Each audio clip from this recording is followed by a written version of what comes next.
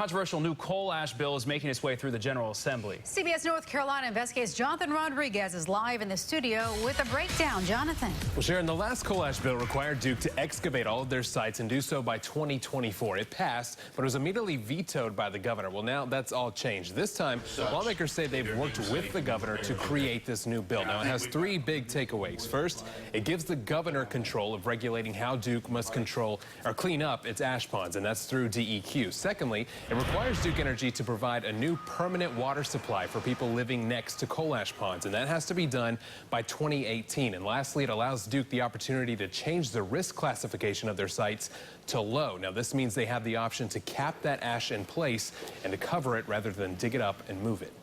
This solves one problem of supplying drinking water to people who need it, but it ignores many problems related to the environment, specifically what's going to be done with the coal ash, allowing it to be left in place in many places, and the impact that that's going to have on our rivers, lakes, and streams. We're going to let science and engineering determine what's the right solution for each of those basins. If it's excavation, that's what we'll do. If it's capping in place, that's what we'll do. Or maybe it's beneficially reusing the ash. We'll have to determine that site by site, but this level of classification will give that flexibility to choose that right choice. Duke says 7 sites will already be excavated. As for the other 7 with a low classification, they will now have until 2029 to clean them up, but they can also apply for extensions. Also worth noting, the bill requires Duke Energy to beneficially reuse some of the coal ash at 3 of its sites of their choice. Sean. All right, John.